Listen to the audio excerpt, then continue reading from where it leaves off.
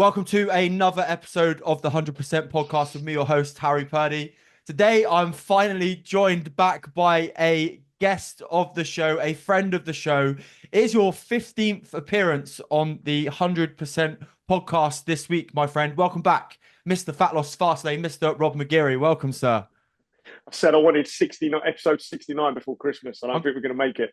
I wing that actually. I'm pretty sure it's 15, and I'm gonna back myself. We'll find out after, but Yeah, I'm pretty sounds sure, good. mate. Huge again. We say it every time, but huge thanks to coming on. I've actually I'm gonna admit to you, and I've spoke to the listeners over the last couple of weeks. The podcast where I'm getting a little bit busier, still a huge passion of mine, still a huge drive of mine to continue the Mm, consistency and deliver something for people to dive into and take mm, something from. But it's really bizarre how different things at certain periods of your life can kind of take a priority. Like at one stage of my life, it was like, who can I get on next? Like, where's the next podcast conversation going to come from? But recently, it's about serving the people that who need my help, essentially, and yeah, that's where my focus has been.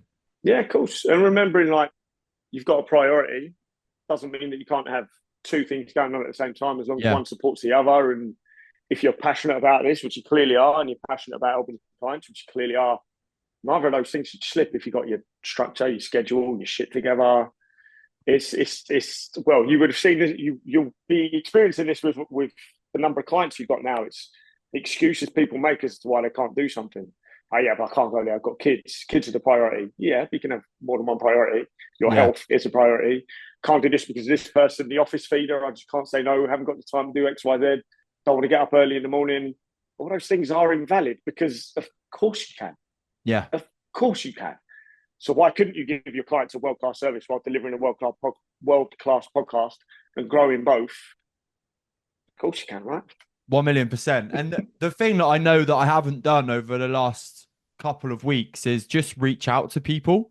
And that's left it for me to deliver podcasts on my own, which is fine because that just means that I can continually deliver to talk and practice the art Mm, of solo deliverance, making mm, sure that my message is clear, being pretty punctual. And really, I do like the challenge of recording a solo podcast, but there's nothing better than I was really looking forward to today, for example, because having that conversation with somebody, there's something quite human about it, right? Having a mm, genuine conversation with somebody, but also knowing that at the end of the conversation, somebody could get something from it that they can take into their own life, which they can do mm. to make their life experience 100 times better. Yeah, certainly. I think we learn more from people when they're being interviewed than if we're listening to a monologue of them, for Yeah. example. You know, you can't beat it. That's what it's in our DNA to sit around chatting and figuring things out and planning the next step and retelling old stories and whatever. You know. Yeah, the irony of that actually is that on one of the solo shows I did recently was about challenging people when they say that they haven't got much time, which obviously you referred to with me. Mm. And it's like, oh, okay, maybe a little bit hypocritical, but not on the health side of things, because the health side of things, Mm. hypocritical towards me, right? By saying, oh, I've Yeah, been a bit busy to prioritize the podcast recently.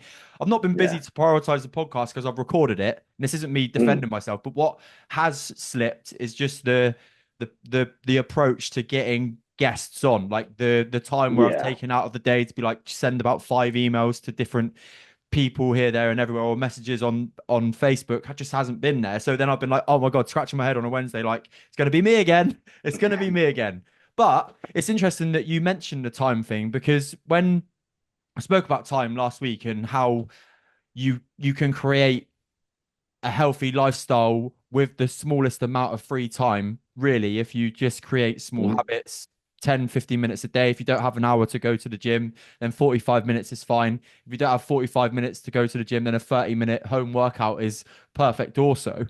But one thing that I always have empathy with people, Rob, is that I because I had that mentality of not being, it was almost like blissfully aware that I didn't have a healthy approach to life, even though I was overweight, even though the biggest reality check for me really was my mindset element when I realized that I was in that low mood, which we've spoken about together on this podcast a lot in Mm. 2020 when I had my breakdown at Christmas. That was the moment I realized that you're not taking care of yourself right now. What I find challenging now is when you see that trait in other people and you want to help them before they have their holy shit moment themselves. You know what I mean? Mm. Yeah, it's tricky because you could see people going down a certain path and you want to help. It's in our nature to help, and it's in our job now to help as well. Some people need that holy shit moment as well. Mm. Some people need to hit rock bottom before they can bounce back up. And that could be the greatest learning experience anyone has of their life. And we've both been there ourselves. Would we have changed it if we could go back and say, do you know what? There's actually someone who's going to reach out to you and stop you hitting rock bottom. I'm not going to think about it because we'll be here for hours, but I don't know if I would say yes to that or not. Mm. I might do, but again, I'll have to sit down and really figure this out. Maybe spend a few hours with ChatGPT in theology mode and figure out what I actually want there. But but but the problem is that rock bottom moment can also break people, and they never come back from it. So it's choose your demons, choose your suffering. Do you want to recognize that you're in this horrendous environment, this horrendous situation, and do something about it? Do you want to stay in this situation? Because in a way, some pain is actually kind of comfortable when it's constant because you just get used to it unless things are getting worse. Or do you want things to get worse? Most people, sadly, are sat in the middle. Yeah, they're down here, but it's all right for now. Getting a paycheck in, all right. Nothing seems that wrong with my body, even though my dick's not as solid as it used to be. I'm not getting as much sex as it used to be. It's tough to climb up to the top of the stairs, but it's all right. I can use the escalator. I can use the lift to go up one floor. It's only one glass of wine a night. Oops, no, it's a whole bottle. But it doesn't matter. I'll be good tomorrow. Tomorrow I'm not good. It doesn't really matter because, again, I had my cholesterol test 3 years ago and everything was fine. That kind of changed by now. And it's just constant monotony, tolerable mediocrity, never pushing towards anything because they think they've got time. But when it comes to taking action, what's the first excuse? I haven't got time. When time's the thing you need to prioritize. But that coming back from rock bottom, it's commendable to anyone who has done so, regardless of what their rock bottom is, regardless of what it is. Even if to some people it's not that bad, but it's all subjective. It's what you're feeling in the moment. It's how dark you're feeling. It's never going to be the worst thing in the world because someone's always got it worse, which is worth being reminded of at the same time. But I forgot the question now. I'm going off so far on a freaking tangent. No, you're perfect. It was just around. It was around time, which you alluded to Yeah, anyway. around time. Because what's interesting as well is that like people and the common phrase and the common saying around time is you always make time for what is a priority to you. But one thing that I got reminded of the other day, actually, which I've been using in a lot of my check-ins this week with my clients, is that Dr. DeMartini, obviously the guy, or we know the guy who it teaches and is a professor in values and how you create and put your priorities around the values that mean the most to you. And you can do a test. If you haven't done the test online, it's really good to go and do it. It will literally show you right now what your values are in life and where you're putting your time, right? Yeah. And what he says is one of the biggest phrases that I remember him saying from one of the bits of content I've seen recently from him is if you don't fill your time with things that are currently a high priority to you and alongside your values, then your day will get filled with low priority tasks. And you see that with people when you have conversations with them about, okay, did you go get your 10,000 steps a day in to support your, like, or did you get your gym session in? Did you do your meditation? Did you do this? Did you do that? No, I didn't because I got stuck watching Netflix. No, I didn't because me and the girls went for a glass of wine. No, I didn't because, and then you go, okay, well, right now you've told me that your goals are this, that, and the other. We don't need to go into specific what somebody would say their goals are. And we've worked out our agreement with what your steps are to take them. And currently you're telling me that's a priority over here, but your actions right now, in comparison to what your values are right now, are way off. And it's really easy though. Even like with myself, I notice if I am having a quieter day and I've got a little bit of downtime, how easy my brain will switch back to not, I wouldn't say old Harry, but like lazy Harry. If I could spend Mm. half an hour doing a little bit of extra recording, if I could spend half an hour making a bit of extra content for clients, it's really easy to get diverted to the Xbox, to Netflix, to whatever other distraction it Yeah. is. Massively so. And that your day will be filled by low priority tasks more often or not. That's low priority tasks given to you by other people. Yes. That's people taking their work home with them when they didn't need to. That's people giving into peer pressure instead of going to get their evening walk or getting their gym session in. When it would be so simple to say, instead of saying, well, I didn't get out for a walk because I met a friend instead, it would be so simple to say, oh, yeah, I went for a walk. I met a friend and we Yeah, went for a yeah. walk. Like they could join you. Of course they could. But That's when you, sorry to butt in, that's when you yeah, know who yeah. your true friends are, right? As And well. that's also when you know your true friends are, of course. But it's, again, like you can't, and at that moment in time, if you are getting your evening walks in, you're trying to improve your health, your fitness, etc., that becomes your value. Sadly, it's not everyone else's value at the same time. You can't always get your friends to drag along and do that stuff with you when half of them are trying to sabotage you at the same time. It's really weird. Such a weird trait. But what you value, without really knowing what you value, it's easy to be programmed to society's idea of what you should value, to TVs, the media, to your friends, to your work. You've got a super quick story. When I used to work for a newspaper, it was not long after one of the terrorist attacks that my job, I was told by my boss to plan out if a plane or a suicide bomber comes into our building, how can I get our emergency backup laptops from the West End of London over to the Docklands? Bear in mind, London will be at a standstill because it's a terror attack. The building could be heavily damaged because it's a terror attack. I could be injured. I'd want to know where my friends are. I'd want to know where my colleagues are. Family, maybe. I'd also want to know what's going on and get myself to fucking safety. My job is how I can figure out, can I get these backup laptops from Southwest to Canary Wharf? And so when my boss said, that's your job, you need to figure out how we would do that, I jokingly said, well, I'm going to throw them out the window. We're on the 7th story. I'm not getting them out of the building. I'm not taking down the building. I'll throw them out the window. And the ones that survive, I'll see if I can get on a bus and get over to Docklands in standstill traffic because it's a terror attack. And I said, why would I do it? Why would that be my priority? And he said, because it's your job. And not long after that, I quit. Not long. Because what I valued at that moment in time, there's been a terror attack. I messaged friends who were working at that company on 7/7. Like, I want to know, are you okay? This is near you. Are you okay? You haven't got caught up in this video. I message friends all the time. I'm helping friends out at the moment. I'm taking on a lot at the moment. But it's because I value it. I value those people. I value trying to help people get out of suffering. I don't ever need anything back from them. But in terms of, again, in terms of values, not everyone else does that as well. If I don't fill my days with those sort of tasks, what's going to happen? Someone else is going to give me some junk to focus on. Someone else is going to talk to me about the latest Netflix show that I'm probably not going to watch, or I'll give 1 or 2 episodes before bailing out, and that's 2 hours of my life wasted that I can't get back. It's also going to be a case of I don't have to here, but I could take my work home with me, which means my planning throughout the day, my structure and my schedule throughout the day is poor because I shouldn't have to take my work home with me. It's, can I get my own training in? How many PTs don't train because they say they haven't got time because of their clients? Well, that's the worst flipping thing I've ever heard. Well, obviously I've heard the worst. But in the fitness industry, that's one of the worst things I've heard of. A PT that says he's too busy to train. That's hilarious. Come on, man.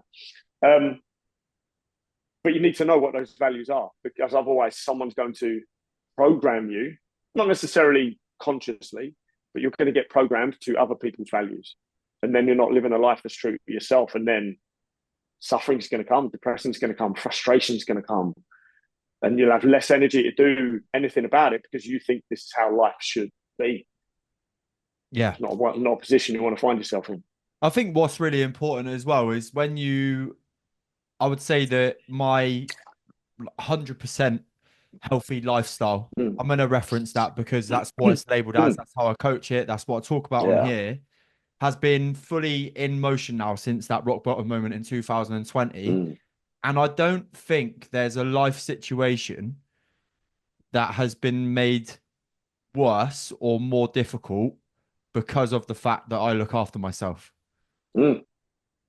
Whereas on the flip side, when you're stressed, tired, overweight, malnourished, dehydrated, unfit, all of those things will equal a Yeah. situation which make every life challenge that comes up against you or every life moment that you come up against more difficult because Yeah. you are emotional, stressed, tired, Mm.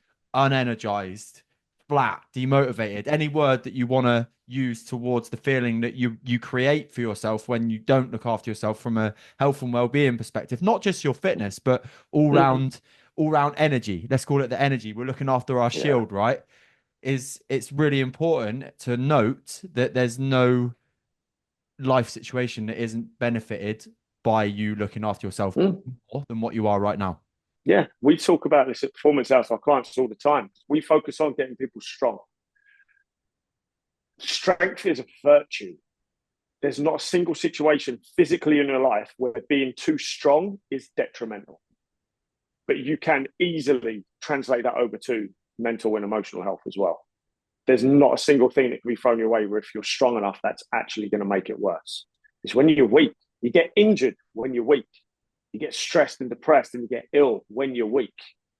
You're doing the things daily to make yourself physically and emotionally strong.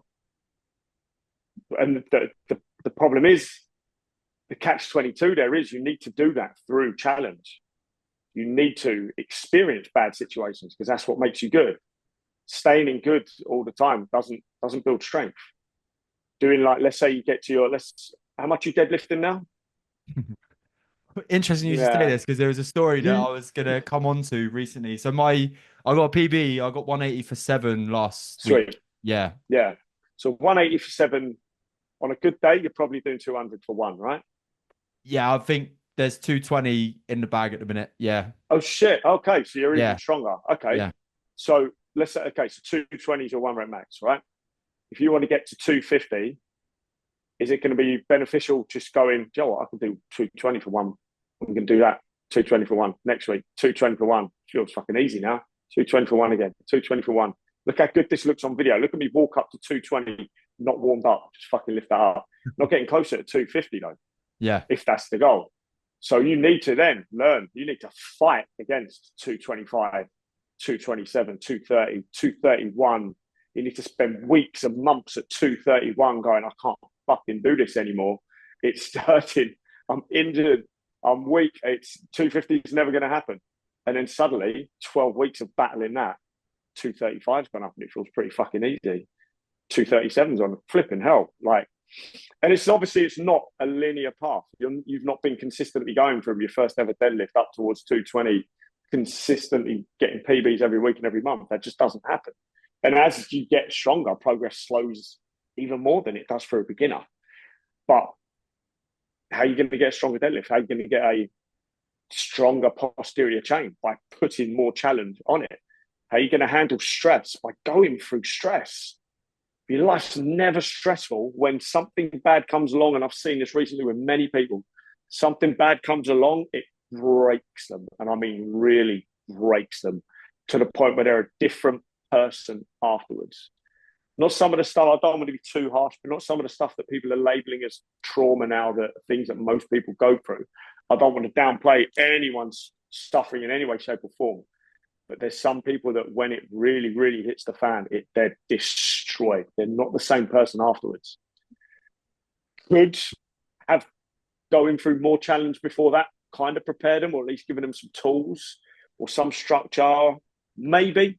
I'd be inclined to say it would. We'll never truly know, obviously. But it's almost like when you're going through a lot of challenge as well, and then another one comes, you kind of just take it on, you keep going. I don't know many people that completely cash out. I've known a few, but you know, we're in an amazing world class coaching group where guys are constantly going through challenge. Mm. I don't know if there comes a point in life where there is no challenge, and I don't know if there should be either, It's because they can get complacent. yeah, and I said I said to you before we started the show, I did a masterclass on the Mm, 100% way to creating better mental health and confidence this week.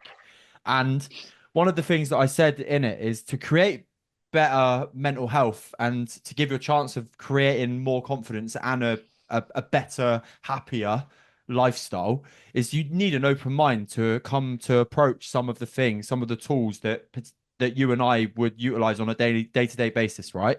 And I openly said that in 2000, when like the weight loss journey started for me, 2017, 18, 2020, if you was to said to me between that time period, Harry, in 6 years time you're going to be journaling for fun, you'll have gone through multiple periods of your life exposing yourself to freezing cold water for feel good feelings.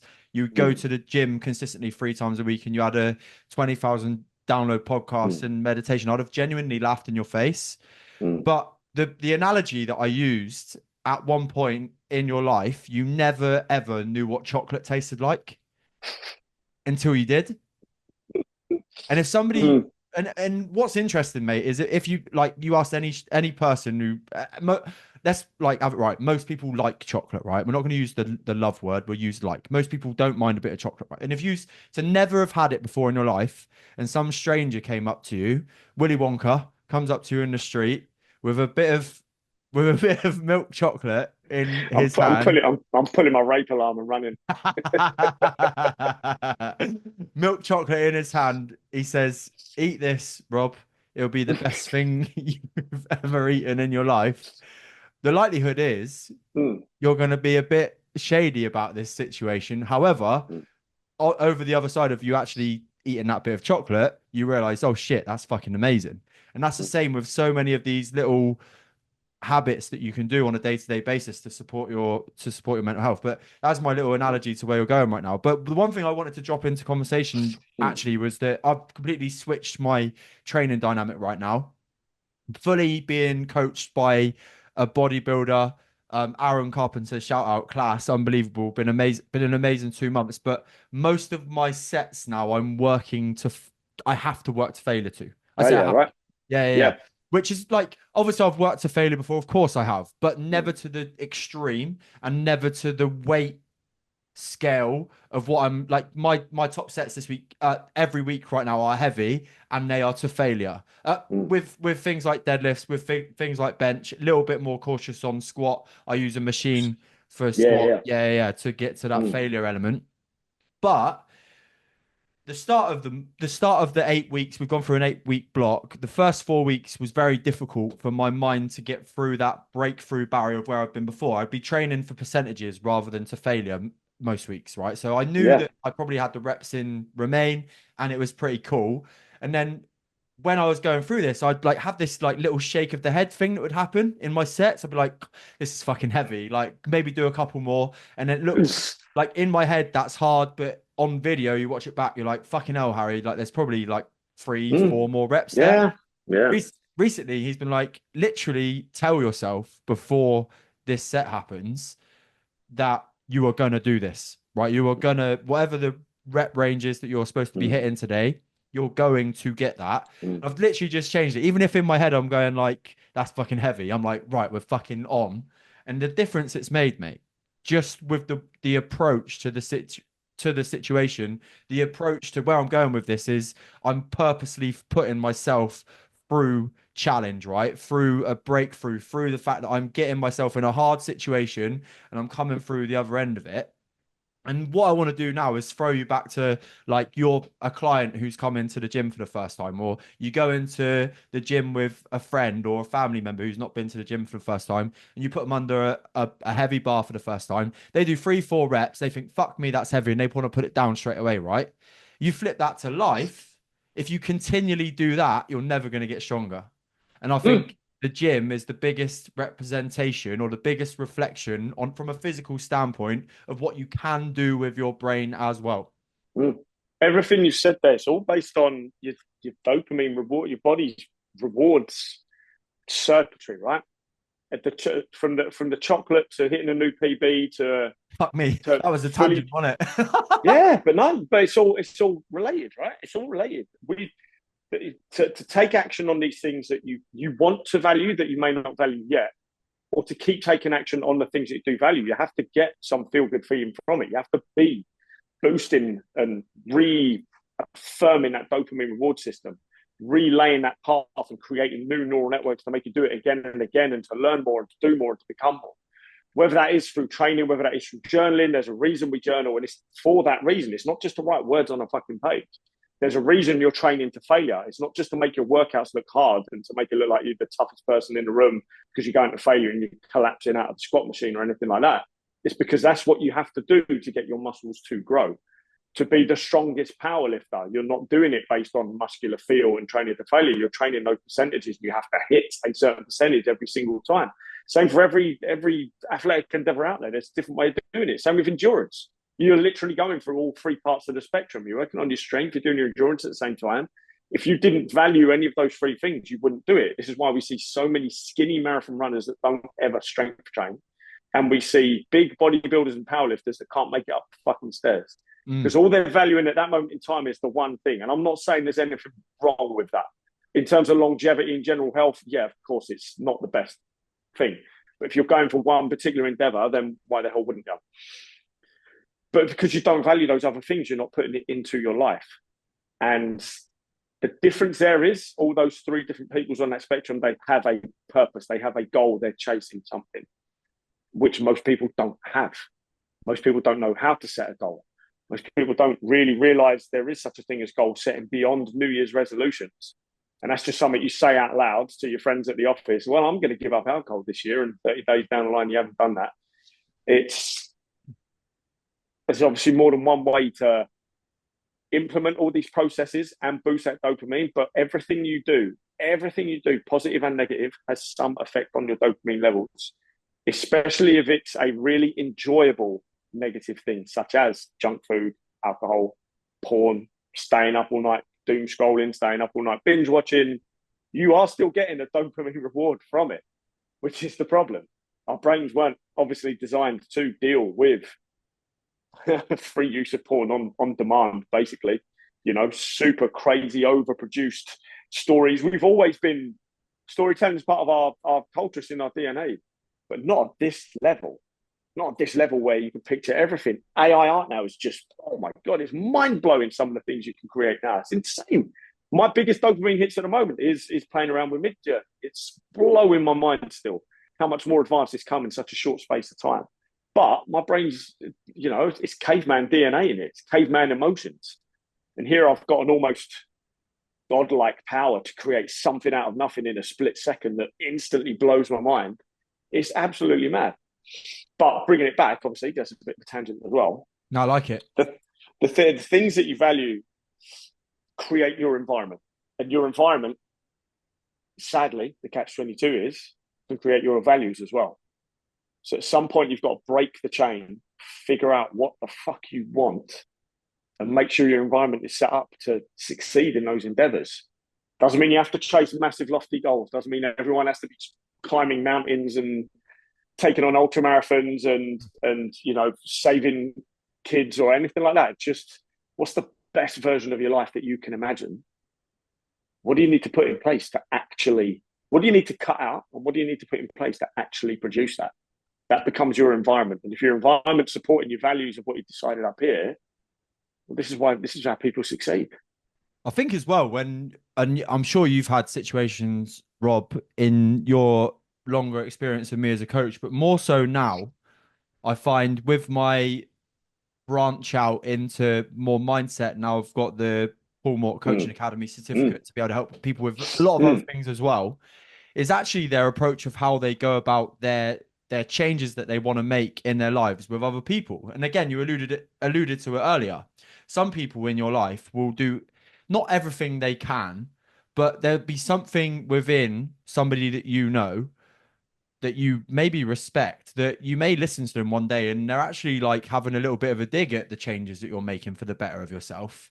And you may also need to tell like a partner or a best friend or like even a wife, husband, whatever, sister, brother, that this is the thing that you're going to be doing, and it may not be serving them, or you may not be serving them in a way that they expect you to, or have expected you to in the past. So what have you done to help people with that, or have you ever experienced that within your own journey?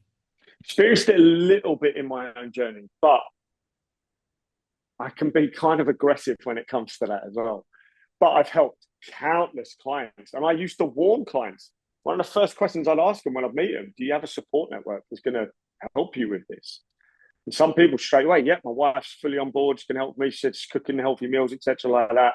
My client Nick, who lost 52 kilos in 45 weeks, first thing, got a support network. Work, no. Wife, yeah, cool. We're winning 50% of your environment, right? So she's going to help you drop off some of the alcohol. She's going to cook healthy food for you when you're not able to do it yourself. Fantastic. Massive, massive needle mover in terms of getting in that result. Work, no. Work just wanted him to drink all the flipping time and fly across the world and travel and eat own plain food only and hotel breakfast and whatever. But I have that conversation. Do you have that support network? If the answer is no, okay, so what do we need to do to create that? Because some people have said, you know what, my wife's not really going to be into this. She's already made a couple of digs.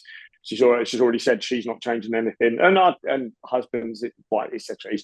Goes both ways. Yeah. So then my question is, and this is a new thing because of recent events, not recent events, but just recent things I've noticed as well culturally. My next question is then, what's it going to take to have that conversation? Because people aren't having conversations with each other. It's weird to ever realize that the saboteur of your own progress could be the person you're living with, could be your partner. Not doing it from a place of hate, but just doing it from a place of inadequacy, a little bit of jealousy, a little bit of mate guarding. Oh my God, my husband's getting mega fucking fit and I'm overweight here and I haven't had anyone look me up and down on the street for decades. He gets super, super fit. He's going to catch someone else's eye. He's going to be interested in them. He's going to go off with them and I'm going to be all alone. And we're going to Right, it's all split second thing, but it creates an emotion and the emotion is what you act off of. You're not sitting there rationally going through this stuff because the rational thing would be, well, do you know what? I'm not happy with this, so I'm going to get in shape myself as well. It works both ways. I've had conversations with wives where the husbands are doing the exact same thing. Everyone's got an office feeder, a fat office feeder that will put their biscuits, their cake, their things they've gone out and bought in front of you because they don't want you to be the leaner, meaner, healthier one. There are people that will dig out your business, that will dig out your creative endeavors because it just triggers the inadequacies of what they're not doing. And it's one of the weirdest human traits that we've got. And I can't understand why we do have it. I don't get it. Is it known as the tall poppy syndrome? Is that right? There's tall poppy syndrome, crabs in a bucket as well. Yeah. The place it's been observed, you put crabs in a bucket, one starts climbing towards the top, the others pull it down. Wow. Which is not always necessarily because they're trying to stop it escaping because they can't. It's also a case of, I want out, fuck you, I'm climbing over the top. It's a bit of both, right? Crabs in a bucket as well.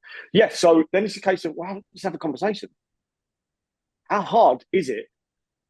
And I know how hard it is, which is stupid. How hard is it to sit down with your partner and have the conversation? Look, I'm really not happy with my weight, my health, my fitness. This is doing my nut. This is doing my nut. I want to take this on and I want you to do it with me, or I just want you to be there to support me. How do you feel about it? How are you feeling about your health and fitness? This is something we could do together. What do you need for me to support you in doing so? Here's what I need for you to support me in doing so. Is it that hard? Really? Weird, isn't it? It's weird, right? But people don't talk to each other. We're seeing marriages break up because of communication breakdown. You're not talking to the person that you have opted into spending the rest of your life with, where you made all those promises on day one, on your wedding day. And then later down the line, you're both sneaking, you're both hiding things from each other. I was sitting thinking about this the other day. I've got a horrendous cough at the moment, sorry. That's all right, mate. I was thinking about this the other day that I was going through the updates on my phone. And it just occurred to me, like, everything has got my Face ID now. You can't get into my WhatsApp without Face ID. Can't get onto my Telegram without my Face ID. Your deleted photos folder is Face ID. Your hidden photos folder is Face ID. It's like Apple has set everything up for you to be a sneaky, private motherfucker. What would you need to hide in your hidden photos folder Apart from if you're with a partner, photos, messages, videos that maybe you have done with them, maybe some sort of personal private information, crypto keys, things like that. But that's fucking moronic if you do that. Bank details, things you needed to remember that is private info you don't want anyone else getting. But no one's doing that. Everyone's a dirty, fucking porn obsessed, sex obsessed deviant. In that hidden folder will be pictures of other people. Of course it fucking will. In your private browsing will be things that you wouldn't want your wife to catch you looking at. And you're underestimating what would happen if your wife did catch you looking at that. And in terms of you've got self-deleting chats in WhatsApp now. Okay, you could say from a storage standpoint, that's pretty good. Messages delete after 7 days. Are people using it for that? No, of course they're not. They want the naughty conversation they're having that they shouldn't be having to automatically delete, so they haven't got to worry about remembering to delete it or anything like that. And I'm not saying that's everyone, but what I am saying is most people are not having the conversation with their spouse when it comes to their health and fitness. Most people are not telling the office feeder to fuck off. Most people are not creating the supportive physical environment, as in other people physically, to help them reach their goals. Their peer group is shit. They don't know how to upgrade it because they think that means leaving people behind, and it doesn't mean that at all. Going on an angry tangent here, but these are the things I've noticed over this year, and it's fucking doing my nut. And I think this is why the world's fucked. No one's talking to each other anymore. Everyone's scared to say no. Conversations have now become a hard thing because Hollywood's fucked it, and we're too worried about what the other person is going to say, rather than realizing having a conversation and fixing the problem is the much easier thing to do than trying to sit there and wait for the problem to fix itself, which it is never going to do. Yeah, and I think just being devil's advocate is that it's like every skill set, Rob, right? Is that the first time that you, like, if I throw myself back to my first proper relationship 5 years ago, the first time I had to have a heart to heart or like a real serious element, like with a serious element conversation with my partner at the time, I found that really difficult. Now, if I know that I've got a serious conversation on the horizon, I'm like, fucking get it done. Easy, Yeah, yeah, yeah. easy. But there's a It's reason for that. easy. There's a reason for that, right? It's because like the first time I did it, I broke into that confidence. I challenged myself on Yeah. it and I made sure, yeah, although it wasn't easy at the time, I did it, I got it done. The second time it would Yeah. have been a bit easier. And then obviously like the 100th time down the road when you know you've got something that's playing on your mind or you need to speak to somebody about that's a little bit challenging, you just go, Yeah. well, if it like what's the alternative really is the actual question, isn't it? Leave it unsaid, let it stew, like, and then Yeah. nobody's the fucking wiser, nobody's any more beneficial, nobody's any better off. Or you have the conversation, you get it off your chest, the other person is aware of how you're feeling, and then you may get a solution at the end of it too. Like, but yeah, obviously, like I was saying, it's playing devil's advocate that the longer you leave those conversations, the fucking harder they have. Number one, Yeah. sorry, the more they are hard to. Sorry, let me put my teeth back in. The harder they are to have, the longer you leave them. The second Yeah. thing from it is that I think really, really important to know that, yeah, of course, the first time, second time you have a serious conversation with somebody, it's difficult, but the more you have them, the easier they become. And actually, what they do, I'm pretty sure there's a study on it. The more you approach and the more you approach things with honesty and integrity, and you do have those challenging conversations, naturally, that respect level between two people, even if it's like your mate or your parents, and even more importantly, a partner, if it's somebody you want to spend like a long time with, the more you have those conversations with them, the more that respect level raises. And then obviously then you can build a better connection from that with regardless of who it is. That's the key word, respect. Because in a relationship, you can fall in and out of love several times a day. As soon as the respect is gone, relationship's fucked. Completely Because agree with that. you can't get that back. You literally cannot get that back. But most people don't know what that actually looks like and feels like within the confines of relationship, because we're too busy looking at other relationships and looking at false relationships on social media and at Hollywood, thinking that's what a relationship is. And it's not. Raw, honest, real respect for your partner and from your partner, most people don't know what that feels like. Mm. And then again, it goes back into that you have to go through stress and challenge to find out sometimes what you don't want, Mm, which I think you and I can both mm. satisfactorily say, yeah, we know we've had Veterans. experiences. Yeah, yeah, yeah. To know what we don't want, but then that makes what you do want in your life easier to then Exactly. define and come across. So it's about Exactly. like again, something else that I put into like what are the things you need to be able to create like better mental health and confidence is to have and believe in the fact that you need different perspectives on things. It'd be so easy for the two serious relationships I've had in my life to label everything about them as fucking negative and to come away scarred and never happening again. Yeah. Everyone's fucking, but like again, the life that I would be living with those thought processes, with those brainwaves, would be so miserable, so Mm. miserable. And I know it's hard, like everyone's emotional, aren't they, when they come out of a relationship and whatnot. And the resilience levels maybe like nudge down a little bit, but then you rebuild it back up and finding that perspective on a situation to find a positive from it. Well, like it's enabling you to go out and it's even like you could use the situation of like losing a job, right? Yeah, Mm. you could easily play the negative spin on that. No money, blah blah blah. But actually, it's giving you an opportunity to go out and get new, to go out and get better, to go out and be a better person. And I think Mm. that's what sometimes in modern day society is left behind. Like, I think we're so easily fixated on what can go wrong, what has gone wrong, rather than thinking about what can go right. Mm. It's funny, especially in terms of a relationship or a sudden job loss. You might be sitting there, and I know guys that do this, constantly moaning about their wife, only ever saying negative things. But you can guarantee if that the relationship broke up, they'd be heartbroken, and it would take them a while to get over it because once the relationship ends, all you think about is the positive things that you miss. Well, funnily enough, one of the best ways to help get over a relationship is to list out all the negative things that you're currently forgetting rather than just focusing on the positive things that you miss. Same for a job as well. We learned this has been true for forever, but we do this with our emotional freedom worksheet in Alliance, right? This is what happened. Here's the negatives, but here's the positives. You need to know both. Otherwise, you're never going to move forward. You're just stuck in one thing. But if you're constantly if you're in a situation, you're just constantly talking negative, negative, negative, negative, you've got to question why. You're either overlooking the multiple positives that are there, which is going to hit you hard when that thing's over, or it is actually just that negative and you need to change that situation and get the hell away from it for both of your sake. Yeah. Because if you are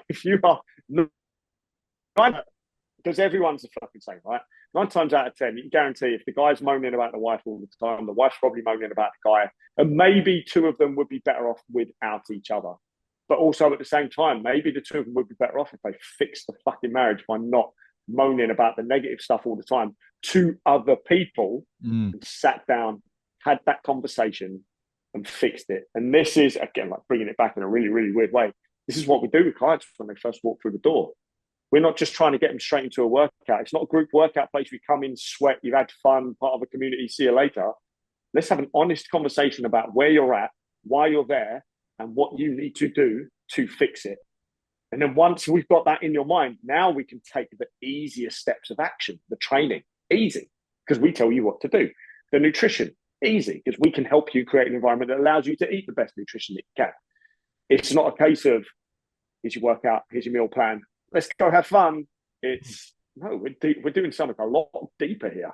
We need to create a proper lifestyle change, and that's not just done through small physical habits. It requires deeper look inside your brain to see what your motivations are, why you've got these negative habits, and help you replace them with more positive ones. So you can, be happier, healthier, hornier, whatever the hell it is you want. So you can get rid of the negative people in your life that are holding you back that you maybe don't even realize.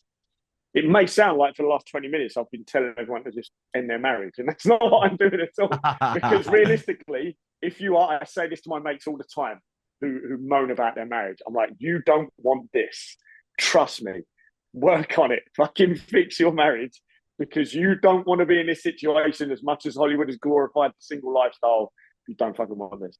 So if you're in a great marriage, you're in a great relationship, and it was good to begin with, it can become good again. You can fucking fix it. Yeah, man, I completely agree with that. And I think like just like bachelor's chat, there's obviously so many fucking swings and roundabouts to it, right? But Yeah. at the end of the day, we are human beings, and that like oxytocin, that connection that you kind of that like you naturally edge towards it, don't you? And like it doesn't Mm. matter how many people you've dated, it doesn't matter like, and I'm sure there's so many people, like men and women, that can like follow. It doesn't matter how many people you've slept with. Mm. Like at the end of the day, it's just connection that it is that you want with Yeah. somebody, which is a right Mm. random different tangent on where we were Yeah, going. man. It's cool. One I of like it when we do these ones. yeah, so do I actually. It's what like definitely Mm. what I needed as a podcast host over the last few weeks. Mm. But one thing that I was gonna say with regards to like the relationship things is like when it comes to the breakdown of any situation, I'm pretty sure there's a saying that is there was two things I wanted to say. The first thing was that what you can't find some kind of positive outlook on from your past will rule your life. So you always Mm. go back to that thought of like, grr, like that's fucked Yeah. me. This is why I'm and Mm. like we've spoken about this before, allow you to settle into that victim mode thing. And the other thing that's really interesting that I either read or listened to recently was it takes your brain five. I'm pretty sure it's on average 5 years. So let's just take you back to a situation in your life which you found really challenging, which I can have a few of, and even like that first relationship, like it was real fucking like at the time I remember being really kind of like negative and there were a few negative situations that was in that first relationship, but it takes your brain 5 years to make those not seem that bad. Mm. But there's work that goes into that, but also time in itself, like they call it a healer, but also it makes Mm. things like so I don't know if you like it's really normal as well, apparently, for you to like reminisce on a relationship that you're absolutely fucking like anti or a situation and again this could be with like people that you've fallen out with and you're like, oh shit, like whatever happened there, like just have a moment and then you're like, oh no, I know what happened there was this that and the other, but weirdly your brain puts a more positive spin on it, and that's really interesting. Whereas if you was to actually Mm. cast your brain or your mind back, your memory back to the lowest point of why you ended that situation, it's like there's obviously something quite evident there of why you got yourself out of it, but it doesn't take your Mm. brain long in terms of a time frame to start like giving you alternative views on it just naturally. Yeah. And again, in the moment, it's difficult to think rationally, especially if it's a massive emotional situation, because you're acting on emotions and they lie to you, and they can change at any moment of the day. They can change based on whether you've slept or eaten or not, right? Mm, But in terms like, yeah, they say time's a healer, but it's only a healer if there's some work, some action being done. taken at the same time. Man, when I went through my divorce, and then I was told by a business coach that I should be targeting people exactly like me, guys that are going through divorce, help with their mindset, their health, their fitness, and shit like that. And where am I going to find these clients? Well, they're probably in divorce forums. I did not last long in those forums because there were guys in there that were still bitter, angry, 10, 15 years down the line. This cunt bitch, blah, blah, blah, sharing memes that are just, I hate the word, but misogynistic trash about women all being cheated. Okay, so maybe you got cheated on. Horrendous, bruv. But you can fucking move on with your life and get yourself with someone who's not going to cheat on you, where you could have been the problem as to why she cheated. You probably are if you're still this fucking bitter about it later down the line. It was horrendous. How many people still talk about their glory days 25 years ago, and they're doing nothing now? It's we love to live in the past for some weird, strange reason, but like with all these things, you go through tragedy, it's going to take you forever. It's going to take a long time to get you in a more positive state. And it doesn't mean that whatever you went through isn't going to hurt you anymore. And my situation, if I sit and really think about it, yeah, of course those old emotions come up. Of course they do. But I have a choice to whether stay in that negative emotional state and let them consume me and let my brain think new things, whatever, or I can just go, do you know what? That was then. That was me then. That emotion's still in there. Cool. But what else? What else have I done since then? What else am I doing now? What could I do next week, next month? What could my life look like in 5 years? That is worlds apart from that sort of era. I can't just wait to feel good. You have to do something. Yeah, man. Anything. I think what's interesting as well is like we've got a real great group of lads in our accountability group, right? And I remember being at the ball in Newcastle, speaking to Daz, speaking to Mark, who was over from Australia. Did you Mm. go to that one? I wasn't at the ball. Nah. No, And the one I couldn't make it it to. was after I I was just newly single in that December, and they were asking about the Mm, situation. And like, what's funny is I'm not going to name any names, but people who are in long-term relationships will look at a single person and go, "Oh, fucking hell, I wish I was in your shoes still, like a few years ago, blah blah blah." But then on the flip side, like you said, like you as a single person, you go, you look at the, and mm, it's such a weird concept in humans, man. Such a weird mm, concept of comparison and like mm. how people can perceive different situations. I just wanted to throw that out there as a Strange, isn't talking it? point because it is so weird. And I think there's something quite like, I don't know, it's almost like a paradox, Mm. right? You see So somebody else people want something that they think they haven't got, whilst they're quick to neglect the most important thing they have got. one So million I percent. so I went through post divorce. I went through a 2 year period of my dating period. I wasn't trying to get straight into a relationship, had a bit of fun or whatever, but all my friends were living vicariously through me. They wanted the stories. They wanted to sit on my Tinder and my Hinge. They wanted to see the pictures of the girls I was seeing. They wanted to hear all the chaotic tales of the nonsense I was getting myself into. It's ridiculous. But I would have given anything at that moment to be waking up the next morning with someone I love, respect, and admire, who love, respects, admires me as well. Every single morning. That was the dream. That was the much better thing. Yeah. And they've got that if they're willing to notice it and Yeah, it's funny, man. be grateful for it. Here's a little something as well that I've been thinking of about recently, and I know this is completely and this is maybe actually speaking about something from like the other end of the coin, right? From you and I, like slightly different. And I know you're a you're at an age now where you're looking to go back and compete in some form of masters competition, right? With your sprinting. Mm, Yeah. mm, So where I'm coming at this angle with is that I've always said that having and I think you've spoken about it to me as well. When you have a goal with regards to your health and fitness that you can follow, it makes the process of hitting a weight loss goal easier, right? mm, But in the industry right now, I follow a few coaches and that's fine. I've like in comparison to myself, who was probably all the way from the start, or like a couple of years after I started trying to lose weight, there's always been something in the diary that has made my journey easier, right? So first 10Ks, powerlifting, competition, and then obviously like to the extreme of half marathons, marathons, ultra marathons, right? They've always been a diary. But there are people who just train for the look of the fitness and well-being yeah, and yeah. quite happy looking fucking good on camera, right? I've never been one of them people, and I don't think I could be. So Mm, where is the where is the switch dynamic there with regards to explaining to somebody that you don't need a goal in place to be able to achieve this, but it helps. But also being on the other end of the coin, maybe right now, whereas like I know you've done a few of the events with Alliance and things like that, but how do you see it from the other side of the coin? Does everyone need a goal? Maybe not. Mm, As long as you have some consistent practice of something in there. Some people, it's their they do 3 runs a week. They do a park run on a Sunday. They maybe do a couple of gym sessions. They're not training for a marathon. They're not trying to lose weight.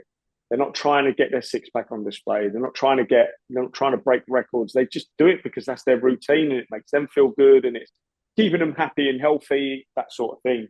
But why would we couldn't go up to that person and tear them apart going, no, you should be training for something because you need to progress. And yeah, I mean, this unless they're going backwards and seeing zero progress, then yeah, of course. So do you actually need, do you always need a goal?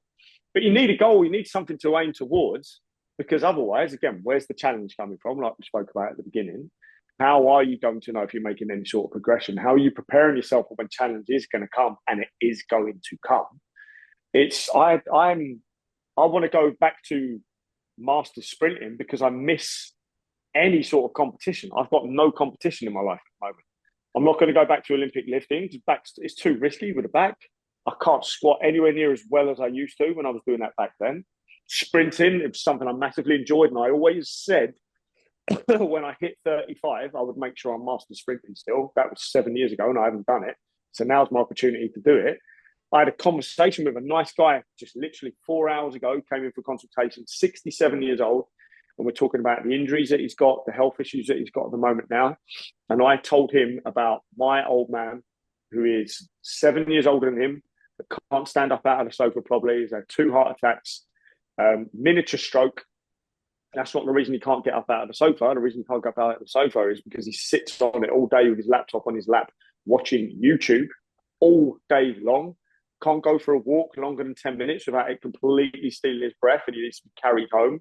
Wants to just eat junk all the flipping time. He's literally cashed out on life, right? Client said, that's what I want to avoid. So now that's the goal, right? That becomes the goal, avoiding that. That doesn't mean I need to give him a targeted deadlift or split squat weight or anything like that, or I need him to hit a certain distance in his cardio every single week or anything like that. That's the process. That's the routine. That's the environment, rather than the goal just being, something more arbitrary. Because how do you measure that as well? Can he still get up out of the sofa unassisted? Cool, then we're winning. Are his bloods okay? Cool, we're winning. Where's his resting heart rate at? What's his sleep like? Is he recovering from his injuries, or are they getting worse? It's less measure. Well, those are the ways we would measure, of course. But it's not a case of just, did you lift that weight for 100 kilos, whatever, 10 times or not? He's not motivated by that. He's motivated by living longer. In our 20s and 30s and 40s, we don't really think about that. Maybe some of us change it in our 40s a little bit. Have you? I feel, yeah, definitely. I've not completely changed my environment for longevity, because there's still part of me. The sprinting is not necessarily for longevity, it's for competition and because I enjoyed it. There's still part of me that I'm going to get a little bit leaner and I'm going to try and maintain it for years. I'm maybe going to do one more photo shoot in my life just for marketing for the gym, and I'm never going to worry about that again, but I don't want to go above 20% body fat for the rest of my life. I know I need to sort my sleep out. I know I need to look at my bloods a little bit deeper, liver health, etc., because I don't want to end up like my old man. And this is about the age that he started getting fucked, because he hadn't looked after himself up until this point in his mid-40s. This is where he started getting diagnosed with stuff and having surgeries and things like that. It could have been avoided then. I've noticed some moments recently I've completely forgotten something very important that I wouldn't have forgotten before, or even found myself in a couple of really confusing situations, like not like Joe Biden, but like, how did I get here? I swear, I feel like I'm being fucked with, like someone's changing something, but that's not happening. So what's happening there is my brain's getting twisted a little bit. That terrifies me. That terrifies me more than losing my physical ability, is losing my mental capacity. So I'm going to make sure that's not going to happen. That's got to come from sleep. That's got to come from less stress. That's got to come from the right nutrition, the fats and things like that. I don't really drink anyway, so I haven't got to worry about that. I don't have major junk food habits. So I haven't got to worry about that. But I'm a bit of a stress eater sometimes. So certainly you'll see this with the fast lane. I'm not going to talk about longevity as such, because I think that's a bit of a tainted word and a bit of a bastardized side of the industry now, where they're just selling any pill, potion, whatever the fuck, right? Or it's Andrew Huberman, where it's a little bit too, you don't need to go that far. But for guys 35 and over and 40s, their priorities have changed. They may have taken their foot off the pedal for 10 years straight. Now's the time to flip and fix it. So you're 50s, so you're not fucked in your 50s. So it's not really, I don't want to talk, about being in your 70s and your 80s to a 40-year-old, because they're probably not really that motivated by it. I also have to recognize I'm in a very different position to a lot of 40-year-olds, because I haven't got kids. So that motivation to be the best dad, the fit dad, the strong dad for my kids isn't there. Hopefully that motivation is in some of the guys that are training in their 40s that do have kids. It's also the case, not the case for a lot of guys in their 40s that do have kids. They don't think about that whatsoever.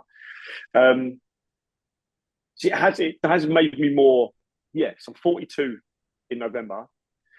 I'm more aware of it, but I'm more aware of it because I've been listening to my body for the last few years, and I've got my back checked out and I'm trying to fix that. And I've been noticing injuries and training and making sure I do fix that. And I've been taking a look at what's my sleep like. I've been having a look at my environment so I can set it up better without necessarily a big ding goal to aim for. That's what's been missing without a doubt. The sprinting will just be a physical goal. That's all it's going to be. That's not really going to impact other areas of my life, apart from the fact that I love it. But when I get back to competing, dopamine hit's going to be huge. That energy, that positivity is going to chase into other areas of my life. That's a physical goal I can train for without completely overhauling my training and still, maintain some level of leanness and strength at the same time.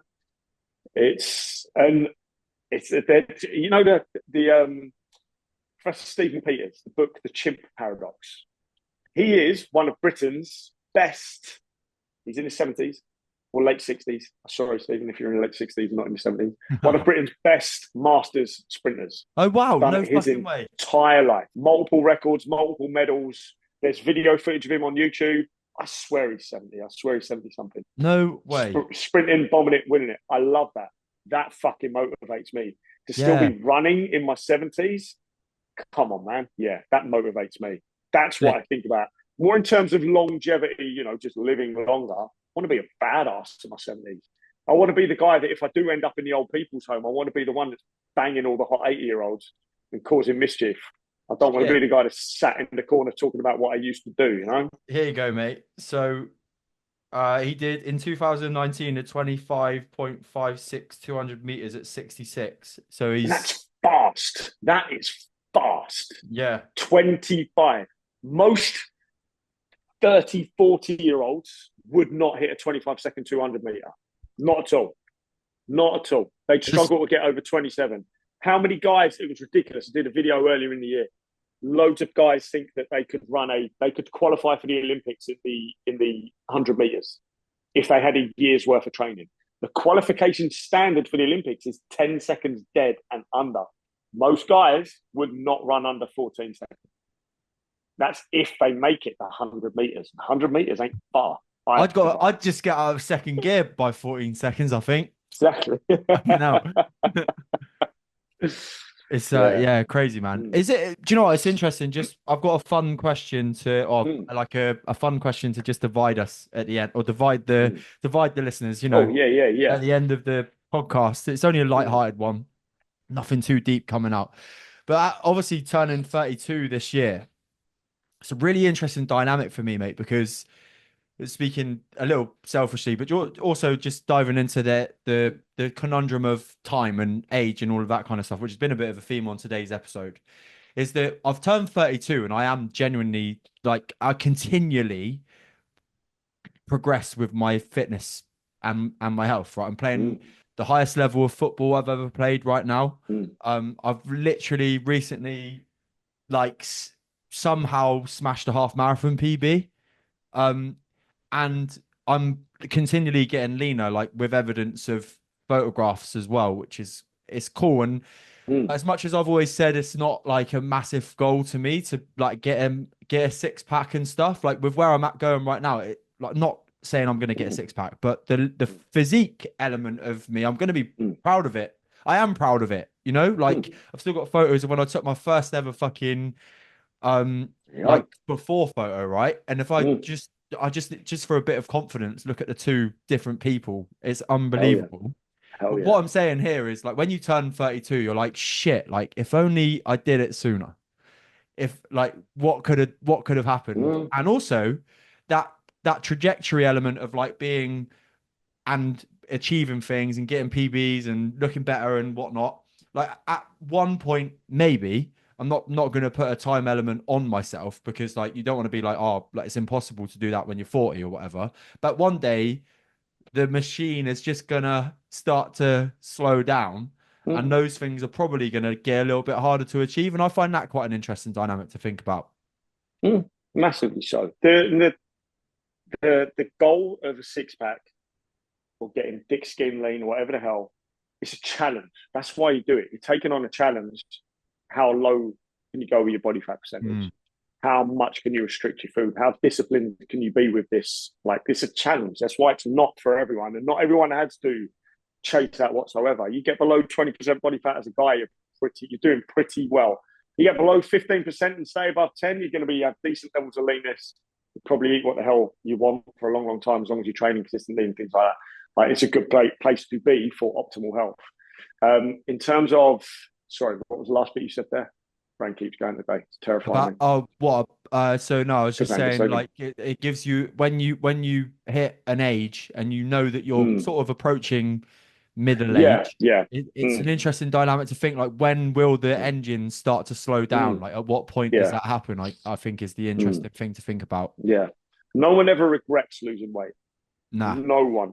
But everyone regrets not starting sooner. And the older you are, there is more guilt and shame around. Why didn't I do this ages ago? Oh well, if you've done it now, cool, you've done it. You've fixed the issue. Okay, you may have had 10 years where you had a sexless marriage because you couldn't get it up. But that was then. What can you do going forward now?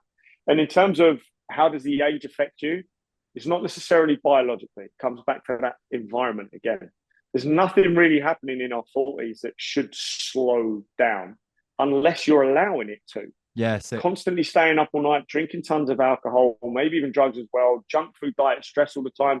Yeah, you're going to wreck your hormones, and then that is going to physically manifest itself in love handles, moves, shit skin, hair falling out, massive gut, dick not working, but like estrogenic effects, which you shouldn't have because you're a man. And that's the same for females as well, because you've just let yourself slip. It's not a. There's no default button in our body where it goes right. You're 45 now. You are fucked. See you later, bruv. It's no. You've allowed this to happen. But what has actually changed is your environment and your priorities, and coming back to your values. Mm. You have got less time now than you had in your 20s because you may have a family. You may have more responsibility for your job. You may have moved and you've got a bigger commute. You may have extra things that you're doing in the evening, such as coaching the kids' football team or whatever the hell it is. You have got less time. So now we've got to make better use of the time you do have available. Maybe we've got to make a little bit of a sacrifice and cut out some things to put these better habits in place till you get in a better position physically. It's, again, you've had X amount of years with your spouse. What can you do to, I don't say spice things up, because that's always the wrong way to look at it. But what can you do? And to be fair, for any guys listening that's thinking, do you know what? That's hit me. What can I? Never Google how to spice up your marriage, because you're going to get 50 million BuzzFeed, Men's Health, Cosmopolitan, top 10 ways to spice up your marriage things. That are bollocks. That if your marriage has failed that much by this point and you try any one of those things, you're just going to get shut down, neglected straight away. You need to fix the thing before you add spice and variety to it. Okay, just a little side note there. But yeah, I've had clients in their 60s Mm. lose tons of weight. My guy Andy ended up with the testosterone level of a 20-year-old, and a TRT company could not legally supply him because his testosterone's too high. Plus, Where's yeah. the age button that stopped him doing that because he's in his 60s? It doesn't exist. I think in your metabolism from the age of 20 to 63, I think it is, drops by less than 6%. Oh, fuck So me. people can't blame their metabolism because it doesn't naturally slow down with age. I've heard people saying, "Oh, everything changes, everything like biologically things start slowing down after 35." It fucking does. There's nothing. There's nothing out there to say your body hits 35 and things start slowing down or changing or breaking down. You allow that to happen through what you've done for the previous 15 years or even the previous 3 years. It doesn't take long if you're not watching what you're doing. Yeah. Which again comes back to when people regret not starting sooner. They always say as well, I didn't realize how bad I've got. What, mate? I've said that. Yeah, I've said that. Yeah. It's crazy. It's fucking crazy, mate. We've hit some shit today. It's been really good. I Lost wrote it. down 5 bullet points, and we have covered 0 of them. But but unbelievable to chat to you again, mate, on the show. Yeah, man. I think I said it to you last time. We will when we cut the show. What I know your expertise aims towards as well is supporting healthy and high testosterone levels in men through a natural way, which is something that the globe, the world is seeing a decrease in that, like naturally, but in unnatural ways at the moment, especially in the UK and America. So I think we'll get you back on very like soonish to Yes, speak man. about that subject specifically, because I know that this audience will really enjoy that. But Rob, where can people? Oh, here we go. This is my light-hearted question to end the show. Halloween, overrated? Yes or no? Intensely overrated. It's good for kids. It's a chance for adults to be sluts. It's ridiculous. In this country, come on, man, we're better than this. We're better Um, than this. um, But the problem is, Christmas is already out, right? People have forgotten Halloween even existed after this weekend. It's already Christmas, literally, you know? I Yeah, I've always said I love Christmas, but I am the version of Scrooge for Halloween. yeah, yeah. Yeah, Because it's pure commercialization. Go back to the roots. Go back to the roots of what Halloween, All Hallows Eve, actually is. witch That's when hunting. it's that's when it's pretty badass. Yeah, Yeah, yeah. but not yeah, Not not what it what is we right do now. now. Yeah, Yeah, okay, that was it, mate. Where can people come yeah. find you if they want to come find you? Do you know what? The best place to find me now is on my personal Instagram, which has now switched to everything. So I'm not running multiple fitness accounts, and the other one was fucked because that viral reel. So I wanted to remain more authentic and not try and chase more followers. I want to help genuine people. So just find me on Instagram at Rob Core, Rob two B's in Rob Core, Core at the end. Dead simple. That's where everything is now. Perfect. And if you have enjoyed today's episode, please go over to Apple Podcasts and Spotify and drop Rob and I a 5-star review. And if you're watching on YouTube, hi, hello, how's it going? Like, subscribe below. It goes a long, long way to helping the algorithm of the show, as I tell you every week. And if you have enjoyed what we've spoken about today, personal development is something you have got into. My 14-day, 100% journal could be the thing to upgrade your energy, stop that procrastination thing that keeps slowing you down, and make you feel more motivated going forward over the next 2 weeks to help you chase down your goals. Go to the podcast description and click the link where you can get your free copy, or head over to my Instagram and click the link in my bio where you can get it there as well. I'll see you here for a new episode every Friday. Take care.